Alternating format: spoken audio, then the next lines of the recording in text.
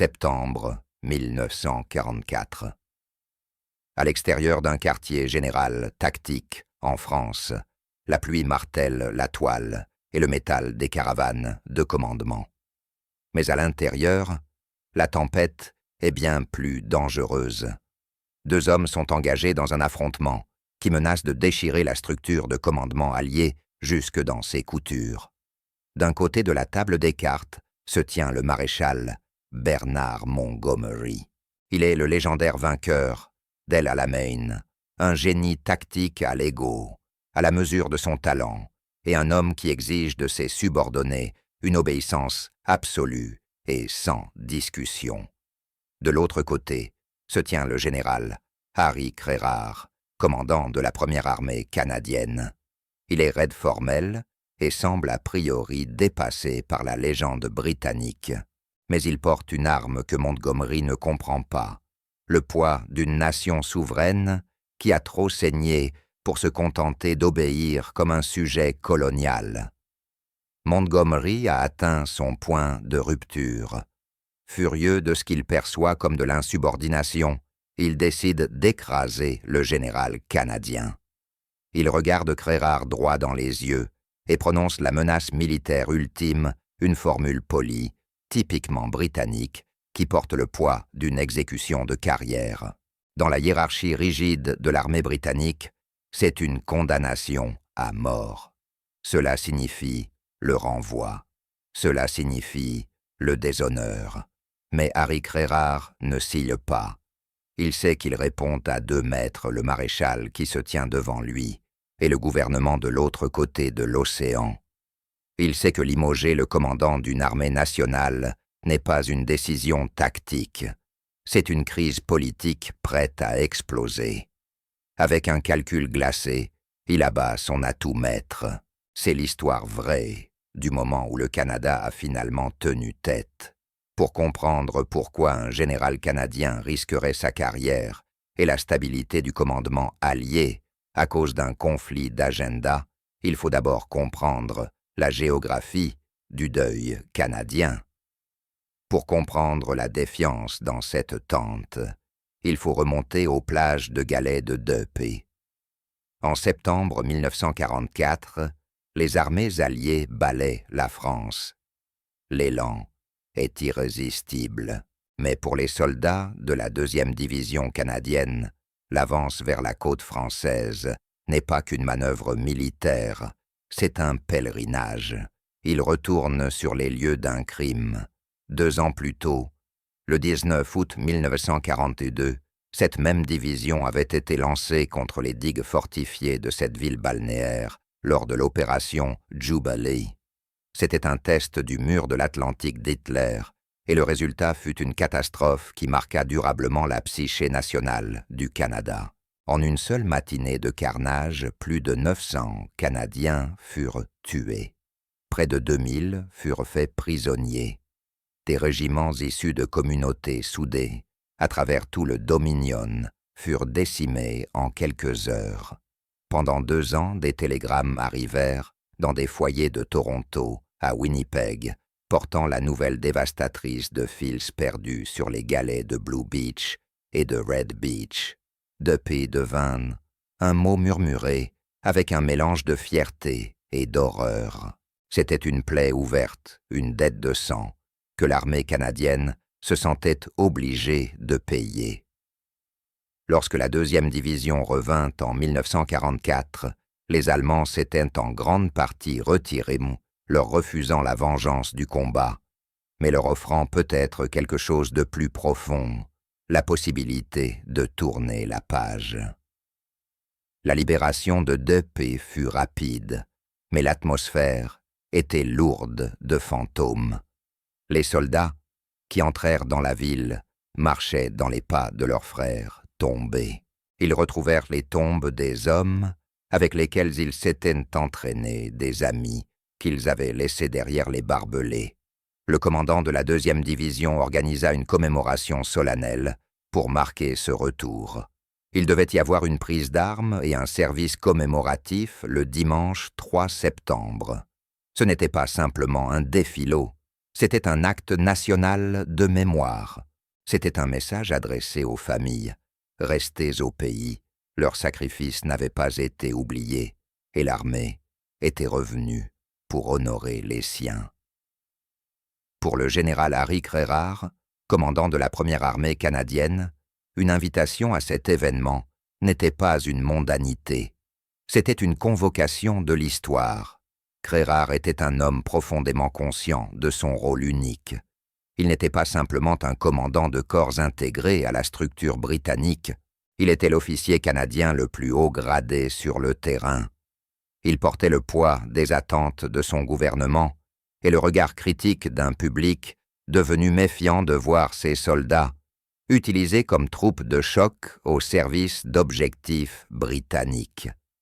Il comprenait que l'armée canadienne était une expression de la souveraineté nationale.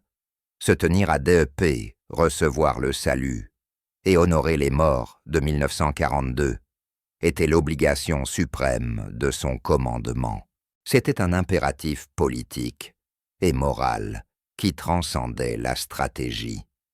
Cependant, le maréchal Bernard Montgomery évoluait dans une réalité différente. Pour Monty, la guerre était un problème de logistique d'élan et de commandement. Le passé n'avait aucune importance. Seul le prochain objectif comptait. Il était entièrement concentré sur la poussée vers la Belgique et le Rhin. À ses yeux, la place d'un commandant d'armée était à son quartier général, à planifier la destruction de l'ennemi et non à assister à des cérémonies sentimentales dans des villes libérées. Or le destin voulut que Montgomery programme une réunion cruciale de ses commandants d'armée exactement au même moment que la cérémonie commémorative de Dieppe le 3 septembre. Ce fut la collision de deux mondes. D'un côté se trouvait l'efficacité impitoyable du haut commandement britannique, incarné par Montgomery, qui considérait les armées des Dominions comme des unités subordonnées à diriger à sa guise.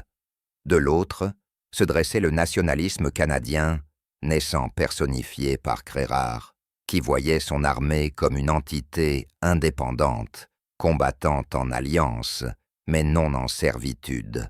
Crérard reçut l'ordre d'assister à la réunion. Il regarda le calendrier. Il regarda la carte de DEP. Il sut que s'il ne se présentait pas au cimetière, s'il choisissait une réunion d'état-major, plutôt que les tombes des hommes morts, en 1942, il manquerait à son devoir de dirigeant national. Il confirmerait les pires craintes de l'opinion publique canadienne, que leur armée n'était encore qu'une extension coloniale du War Office britannique. Il fit son choix. Ce fut une décision prise avec la précision froide d'un homme qui connaissait les règles et se tenait prêt à les enfreindre. Il informa le chef d'état-major de Montgomery qu'il n'assisterait pas à la conférence tactique. Il déclara qu'il avait un engagement préalable à DEP, un devoir cérémoniel qu'il jugeait primordial. Il enverrait son propre chef d'état-major pour prendre des notes à sa place. Pour Montgomery, c'était inconcevable. À ses yeux, un général ne refusait pas une convocation d'un maréchal pour assister à un défilé. Il y vit un défi direct à son autorité, une démonstration mesquine d'indépendance, à un moment où le front allié avait besoin d'unité. Il ne voyait pas les fantômes. Il n'entendait pas le silence du cimetière de Dieppe. Il ne voyait qu'un officier subalterne, désobéissant à un ordre direct. Le décor était planté. Crérard se rendit à Dieppe. Il se tint dans le silence solennel de la cérémonie, entouré des vivants et des morts de la 2e division. Il accomplit son devoir envers sa nation, mais tandis que les dernières notes du clairon se dissipaient au-dessus de la côte française, une autre tempête se formait au quartier général tactique.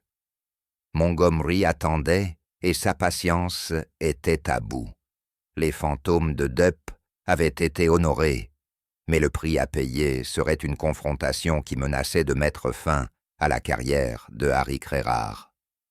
Au matin du 3 septembre 1944, La guerre en Europe existait dans deux dimensions distinctes et irréconciliables.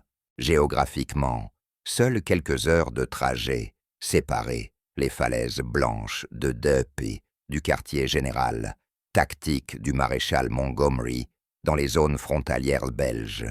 Mais philosophiquement, la distance entre les deux était infranchissable.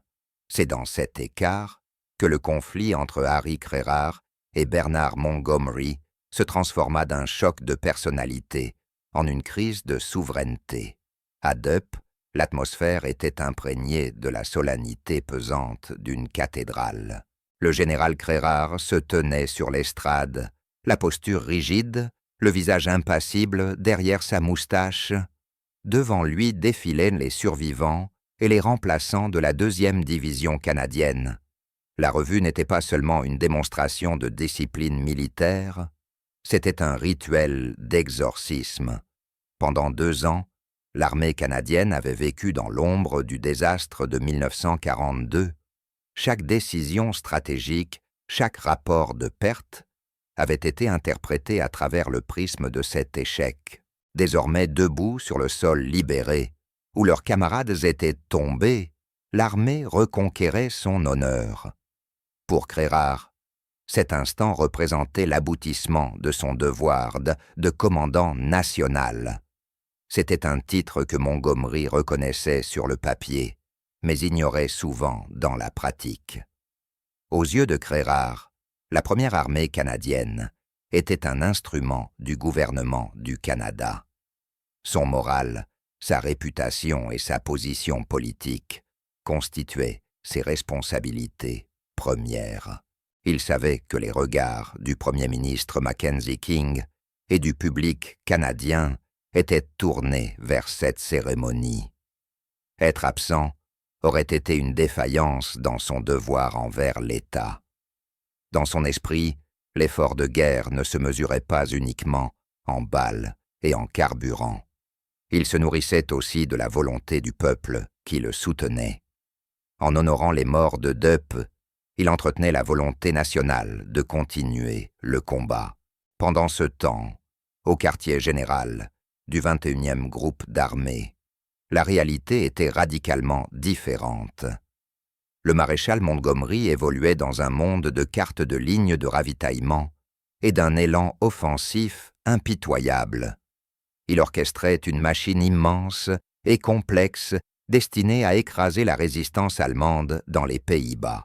Toute son attention était tournée vers l'avenir, vers l'estuaire de l'Escaut vers le Rhin et vers la poussée finale au cœur de l'Allemagne. Pour Montgomery, l'idée même d'une armée nationale placée sous son commandement relevait d'une nuisance bureaucratique. Il considérait les forces alliées comme une entité unique, placée sous sa direction suprême. Il attendait de ses commandants d'armée qu'ils soient le prolongement de sa propre volonté, disponibles instantanément, totalement obéissants et exclusivement concentrés sur les problèmes tactiques immédiats. Lorsqu'il convoqua ses commandants à une conférence le 3 septembre, il ne s'agissait pas pour lui d'une invitation. C'était la mobilisation de son cercle restreint afin de dicter la phase suivante de la campagne. Lorsque le message de Crérar arriva au quartier général, indiquant qu'il n'assisterait pas à la conférence en raison de son engagement cérémoniel à Dieppe, la réaction fut volcanique. Crérar avait pourtant respecté le protocole militaire en dépêchant son chef d'état-major, le brigadier C.C. Mann, pour le représenter. Dans un contexte militaire classique, cette substitution était parfaitement acceptable. Les commandants sur le terrain déléguaient fréquemment leur présence lorsque des obligations opérationnelles ou autres entraînent en conflit. Mais Montgomery n'analysa pas la situation à travers le prisme du protocole. Il la vit à travers celui de son ego et de ses préjugés envers les commandements coloniaux. Il ne vit pas le brigadier Mann entrant dans la tente comme un représentant compétent, mais comme le symbole vivant de la défiance de Crérar. Pour Monty, l'absence de Crérar constituait une offense personnelle. Elle confirmait son soupçon ancien, selon lequel le général canadien était davantage attiré par le faste et les apparences du grade que par le travail âpre et ingrat nécessaire pour gagner la guerre. Le choc des priorités était total. Crérard privilégiait la santé morale, spirituelle et politique de son armée, convaincu qu'une force coupée de l'histoire de sa nation finirait par perdre son esprit combatif. Montgomery lui privilégiait l'efficacité opérationnelle du groupe d'armées, estimant que toute distraction par rapport à l'objectif tactique représentait un gaspillage de temps et de ressources. Au fil de la réunion, l'irritation de Montgomery se durcit en une résolution dangereuse. Il regarda autour de la table et vit l'obéissance de ses subordonnés britanniques, mais du côté canadien, il vit de l'indépendance. Il interpréta le choix de Crérard comme un manque de sérieux professionnel. Il se persuada que Crérard défilait pendant que d'autres hommes mouraient. Cette mauvaise interprétation fut fatale à leur relation. Montgomery échoua à comprendre que pour un Canadien, le défilé de Dieppe faisait partie du combat. C'était précisément la raison pour laquelle il se battait. Lorsque le brigadier Mann quitta la réunion pour rendre compte à Crérard, le mal était fait. Montgomery avait décidé que la structure de commandement dual, dans laquelle Crérard répondait à la fois à lui et à Ottawa, n'était plus viable. Il voulait un commandant soldat, avant tout canadien ensuite. Puisque Crérard avait démontré qu'il était canadien, avant tout Montgomery conclut qu'il devait partir. La réunion tactique prit fin, mais la véritable bataille ne faisait que commencer. La priorité du champ de bataille venait d'entrer en collision avec la priorité de la nation, et aucun des deux hommes n'était disposé à céder le passage. La réunion qui suivit la controverse de Dieppe n'avait pas vocation à être un débat. Elle était conçue comme une exécution. Lorsque le général Harry Crérard arriva au quartier général tactique du maréchal Montgomery, l'atmosphère était chargée d'une violence administrative froide. La pluie qui avait battu le campement la nuit précédente s'était transformée en une humidité glaciale, reflet exact de l'accueil réservé aux commandants canadiens. Crérard fut conduit dans la caravane de Montgomery, un espace étroit et exigu, servant de centre névralgique au 21e groupe d'armées. C'est là, entouré de cartes de l'Europe et de l'odeur de tabac rassis, que Montgomery projeta de démanteler le commandement de la première armée canadienne. Montgomery était assis derrière son bureau, le visage d'un homme dont la patience était entièrement épuisée. Pour lui, la guerre se résumait à une équation mathématique de force de temps et de volonté. Toute variable qui ne fonctionnait pas selon ses calculs devait être éliminée. À ses yeux, Harry Crérard était devenu une variable défectueuse. L'absence à la conférence du 3 septembre n'avait été que le catalyseur, l'étincelle, ayant embrasé un réservoir de frustration accumulé depuis la campagne de Normandie. Montgomery nourrissait depuis longtemps des doutes sur l'instinct tactique de Crérard, qu'il jugeait trop prudent, trop lent, et bien trop préoccupé par les considérations politiques d'Ottawa, plutôt que par les réalités tactiques de l'ESCO. La conversation débuta avec la franchise caractéristique de Montgomery. Il n'éleva pas la voix. Il n'en avait pas besoin. Son autorité était absolue, forgée dans les déserts d'Afrique du Nord et cimentée par les victoires remportées en France. Il énuméra ses griefs avec la précision d'un procureur. Il critiqua le rythme opérationnel des forces canadiennes. Il mit en doute la maîtrise de la bataille par Crérard, mais le cœur de son attaque revenait sans cesse aux événements de la veille. Il balaya la présence de Crérard à la cérémonie commémorative de Dieppe comme une erreur sentimentale, une mauvaise utilisation du temps d'un commandant à un moment critique de la guerre. Dans la vision du monde de Montgomery, les morts devaient être honorés en gagnant la guerre rapidement, non en restant debout dans des cimetières, pendant que l'ennemi se regroupait. Crérard tint bon écoutant la diatribe avec la discipline stoïque qui avait défini toute sa carrière. C'était un homme doté d'une immense maîtrise de soi, une qualité souvent confondue avec un manque d'imagination.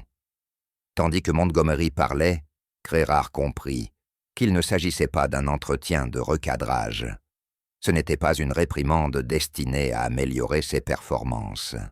C'était le prélude à un renvoi. Montgomery ne cherchait pas des excuses. Il bâtissait un dossier en vue d'une éviction. Puis vint la phrase conçue pour tout terminer. Montgomery fixa le général canadien le regard dur et inébranlable et prononça la sentence qui avait déjà mis fin à la carrière de généraux britanniques avant lui. « Harry, j'en ai assez. Nos chemins doivent se séparer. » Dans le lexique du haut commandement britannique, cette formule était une guillotine. C'était une manière polie et euphémisée de dire « Vous êtes relevé de votre commandement ». Cela signifiait que la confiance était perdue, que le subordonné devait être démis de ses fonctions et renvoyé chez lui. Pour un soldat de carrière, c'était le déshonneur suprême.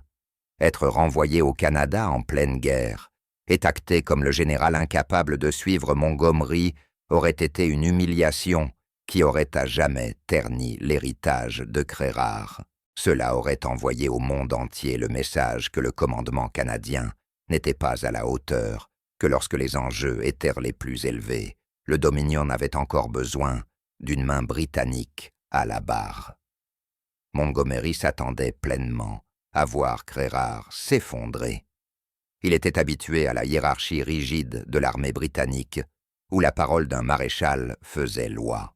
Dans ce système, lorsqu'un supérieur décidait que les chemins devaient se séparer, le subordonné faisait ses valises et disparaissait dans l'ombre. Montgomery supposait que les mêmes règles s'appliquaient aux Canadiens. Il considérait la première armée canadienne comme un corps intégré de l'armée britannique, soumis à la même discipline et aux mêmes procédures d'élimination. Il croyait détenir un pouvoir de vie ou de mort professionnel sur l'homme qui se tenait devant lui. Mais tandis que ces mots flottaient dans le silence de la caravane, Montgomery ne perçut pas une réalité géopolitique cruciale. Il traitait une crise diplomatique comme une simple question de personnel. Il voyait Crérard comme un employé. Crérard se voyait comme un ambassadeur. La menace « nos chemins doivent se séparer » reposait sur l'hypothèse que Montgomery détenait une autorité unilatérale pour rompre la relation. Il agissait encore selon le souvenir d'un empire où les colonies obéissaient sans discuter. Crérard ne broncha pas. Il ne supplia pas pour obtenir une seconde chance. Il n'invoqua pas les difficultés du terrain, ni la fatigue de ses troupes. Il absorba la menace, mesurant pleinement la gravité de l'intention de Montgomery. Il comprit que cela ne relevait plus de la stratégie ni de la tactique. C'était une épreuve de volonté nationale. Montgomery avait joué sa carte maîtresse, la menace du renvoi. Il était désormais temps pour Crérard de révéler qu'il jouait à un jeu entièrement différent. Le silence dans la caravane s'étira, la tension atteignant son point de rupture, tandis que Crérard se préparait à formuler la réponse qui allait redéfinir la relation entre les deux armées. Le silence qui suivit l'ultimatum de Montgomery n'était pas celui de la soumission. C'était le silence d'un piège qui se referme. Dans cette caravane exiguë au milieu des cartes et de l'air humide du front, le maréchal Montgomery croyait avoir joué le coup final d'une partie de discipline militaire. Il avait affirmé son autorité de commandant suprême du théâtre d'opération, s'attendant à voir le général canadien céder saluer et accepter son sort comme une victime de la structure de commandement. Mais Montgomery avait commis une erreur de jugement fondamentale. Il avait oublié que Harry Crérard n'était pas simplement un soldat au service de l'armée britannique. Il était l'incarnation de la volonté d'une nation souveraine. Crérard regarda l'homme qui venait de menacer de détruire sa carrière. Il ne vit pas un supérieur auquel il devait une obéissance aveugle. Il vit un commandant britannique qui avait fondamentalement mal compris la nature de l'alliance. Crérard connaissait les règlements mieux que quiconque. Il maîtrisait la loi sur les forces en visite et les accords juridiques complexes régissant la présence des troupes canadiennes en Europe. Ces textes n'étaient pas de simple lourdeur administrative. Ils constituaient le bouclier de l'indépendance canadienne. Ils stipulaient que si un commandant canadien relevait du contrôle opérationnel britannique pour la conduite des combats, l'autorité ultime concernant son emploi et sa révocation appartenait exclusivement au gouvernement du Canada. Crérard comprenait l'architecture du pouvoir d'une manière que Monty ne saisissait pas. Il répondait à deux maîtres. L'un était le commandant tactique sur le terrain, mais l'autre, infiniment plus puissant, était le comité de guerre du cabinet canadien à Ottawa. Crérard était leur homme. Il était leur garantie que les fils du Canada ne seraient pas gaspillés, que les intérêts canadiens seraient respectés, et que le Dominion se tiendrait comme un partenaire, égal dans la croisade contre le fascisme. Avec le calme d'un joueur de poker tenant une quinte flush royale, Crérard porta son contre-coup. Il n'éleva pas la voix. Il ne supplia pas. Il énonça simplement un fait procédural qui eut l'effet d'un obus à forte charge explosive. « Allez-y, essayez », dit-il d'une voix plate et froide. « Je consulterai d'abord Ottawa. » En 8 mots, l'équilibre des forces dans la pièce bascula violemment. Pour un observateur non averti, cela aurait pu ressembler à un simple délai bureaucratique. Pour Montgomery, c'était une menace nucléaire. La mention d'Ottawa fit entrer tout le poids du gouvernement canadien dans l'attente tactique. Elle invoquait le spectre du premier ministre Mackenzie King, un homme politique réputé pour sa défense obsessionnelle de l'autonomie canadienne et pour ses relations tendues avec l'aristocratie britannique. Crérard disait, en substance à Montgomery, « Vous pouvez tenter de me limoger, mais si vous le faites, je décrocherai ce téléphone et j'appellerai mon premier ministre. Je lui dirai que le maréchal britannique renvoie le commandant de l'armée canadienne parce qu'il a choisi d'honorer les morts de 2P plutôt que d'assister à une réunion d'état-major. » Les conséquences d'un tel appel auraient été catastrophiques. Si Crérard impliquait Ottawa, l'affaire passerait instantanément d'un différend administratif à une crise diplomatique internationale. L'histoire filtrerait vers la presse. Les gros titres à Toronto et à Montréal hurleraient que les Britanniques traitaient une fois de plus les Canadiens avec mépris, insultant les héros de Dieppe pour satisfaire l'ego d'un maréchal. Cela menacerait la stabilité de l'alliance du Commonwealth au moment même où les Alliés tentaient de pénétrer en Allemagne. Cela offrirait une victoire de propagande à l'ennemi et déclencherait une tempête politique à Londres et à Ottawa que même Winston Churchill aurait eu du mal à contenir. Montgomery, malgré toute son arrogance, était un homme d'une grande intelligence. Il comprit instantanément qu'il venait de s'engager dans un champ de mines. Il pouvait limoger un commandant de corps britannique avant le petit déjeuner, sans que personne ne sourcille. Il pouvait réorganiser des divisions britanniques d'un geste de la main. Mais il ne pouvait pas toucher à Harry Crérard sans provoquer une explosion politique susceptible de se retourner contre lui avec une force dévastatrice. Il comprit que Crérard ne bluffait pas. Le général canadien était parfaitement disposé à incendier la maison pour protéger l'intégrité de son commandement. C'était la carte d'Ottawa, le contre-pouvoir ultime face à l'autorité britannique. La prise de conscience que l'époque où l'Empire dictait ses conditions aux colonies était révolue. L'armée canadienne n'était pas une force louée. C'était un partenaire. En invoquant Ottawa, Crérard traçait une ligne dans le sable que Montgomery ne pouvait franchir. Il affirmait que son autorité émanait du peuple canadien et que seul ce peuple, par l'intermédiaire de son gouvernement, élu, avait le droit de le relever de ses fonctions. La menace demeura suspendue dans l'air, lourde et indéniable. Montgomery fixa Crérard, intégrant cette nouvelle réalité. Les chemins ne pouvaient se séparer, car le prix de la rupture était trop élevé. Le maréchal dut accepter que son autorité absolue s'arrêtait là où commençait la souveraineté canadienne. Le bluff avait été appelé la menace neutralisée et l'équilibre des pouvoirs irrévocablement modifié. Crérard avait gagné. L'affrontement dans la caravane tactique avait atteint un point de non-retour. La menace avait été proférée, la contre-menace délivrée, et désormais, toute la structure de commandement du 21e groupe d'armée se trouvait en suspens. Pour le maréchal Montgomery, c'était une sensation inconnue.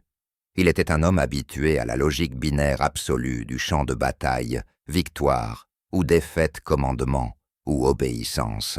Il avait passé sa carrière à briser la volonté de l'ennemi et à plier celle de ses subordonnés à la sienne.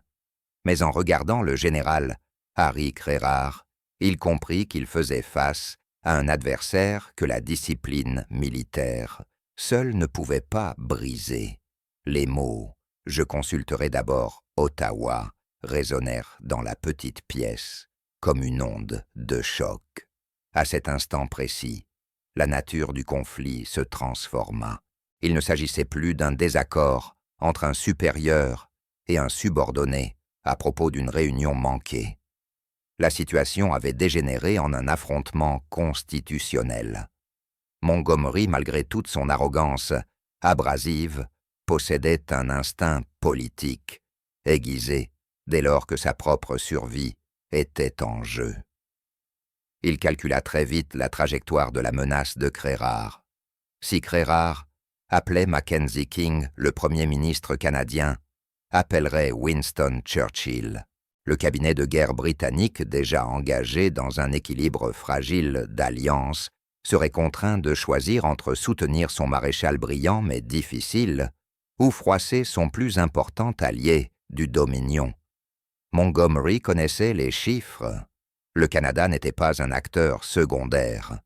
À la fin de 1944, la première armée canadienne constituait un élément massif et vital de l'offensive alliée. Elle tenait un secteur crucial du front.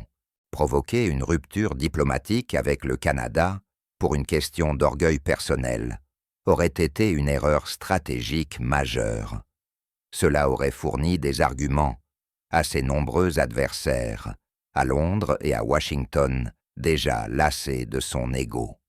Il comprit que, s'il avait le pouvoir de déplacer des divisions sur une carte, il ne disposait pas du capital politique nécessaire pour humilier une nation.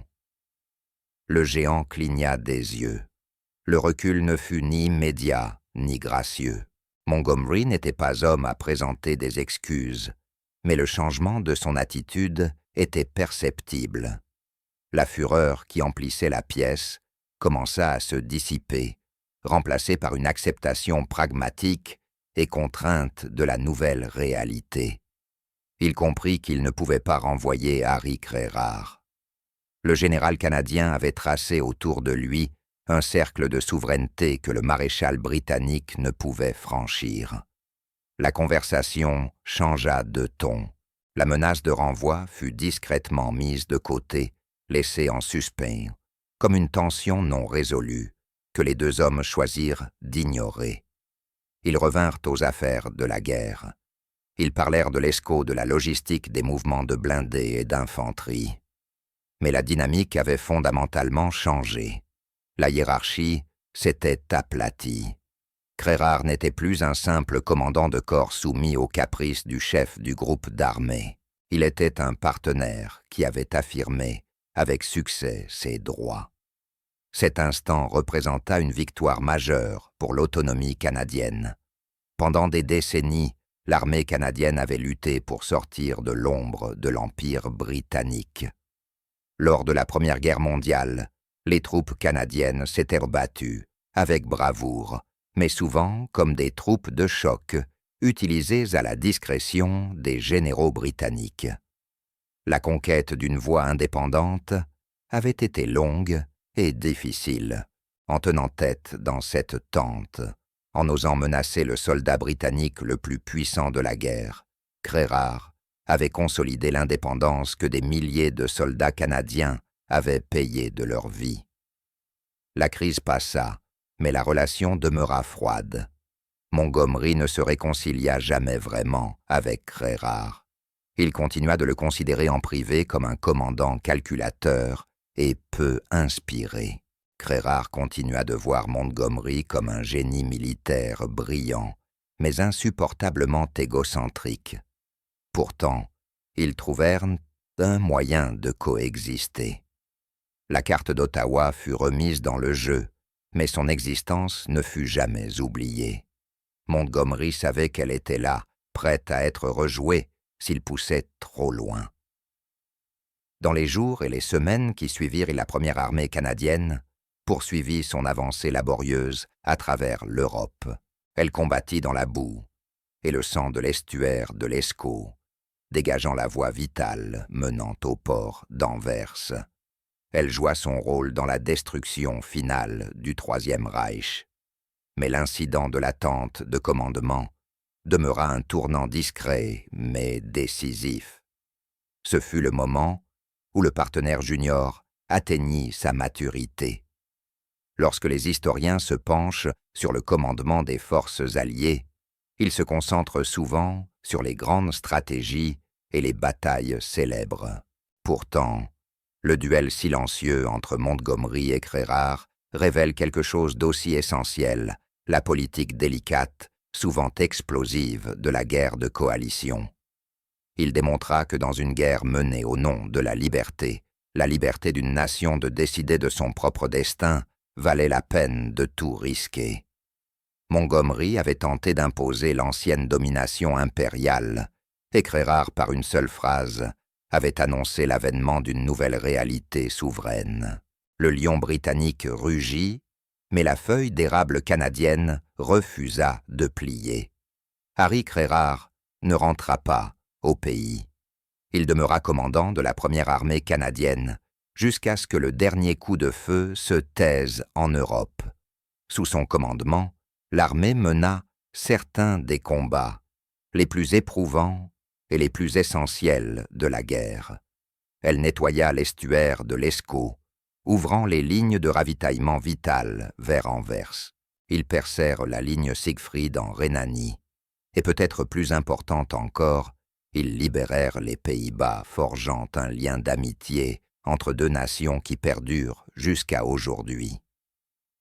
La confrontation dans la caravane tactique battue par la pluie ne fut jamais rendue publique à l'époque. Il n'y eut ni gros titres, ni enquête parlementaire. Elle demeura un moment discret, étendu, partagé, seulement par quelques hommes dans un champ boueux de France. Pourtant, sa portée dépasse largement l'histoire militaire de la Seconde Guerre mondiale. Elle marqua la fin définitive d'une époque. Les jours où un maréchal britannique pouvait traiter une armée canadienne comme un simple détachement colonial étaient révolus. Le Canada était entré dans la Première Guerre mondiale en tant que colonie automatiquement en guerre lorsque la Grande-Bretagne l'était. Il entra dans la Seconde Guerre mondiale en tant que nation indépendante, déclarant la guerre selon ses propres termes, une semaine après les Britanniques. Mais c'est dans des moments comme l'affrontement entre Crérard et Montgomery que cette indépendance fut réellement mise à l'épreuve et confirmée. Le refus de Crérard de se laisser intimider ne fut pas seulement un acte de fierté personnelle, ce fut un acte de maturation nationale. Il prouva que l'armée canadienne ne rendait pas de compte à l'Empire britannique, mais au peuple canadien. L'héritage de cet instant se retrouve dans l'autonomie des forces armées canadiennes modernes. Il se retrouve dans la compréhension que les alliances sont des partenariats entre égaux et non des hiérarchies de servitude. Lorsque Crérard menaça de consulter Ottawa, il rappelait au monde que les hommes sous son commandement n'étaient pas des ressources jetables destinées à être utilisées puis sacrifiées par des commandants étrangers. Ils étaient des citoyens d'un État souverain. En définitive, la première armée canadienne termina la guerre sous son propre drapeau, combattant sous ses propres commandants et servant son propre gouvernement. Les chemins ne se séparèrent pas, ils évoluèrent, et ils évoluèrent parce qu'un homme, se tenant dans l'ombre d'un géant militaire, eut le courage de tracer une ligne et de dire « C'est ici que s'arrête votre autorité et que commence notre pays.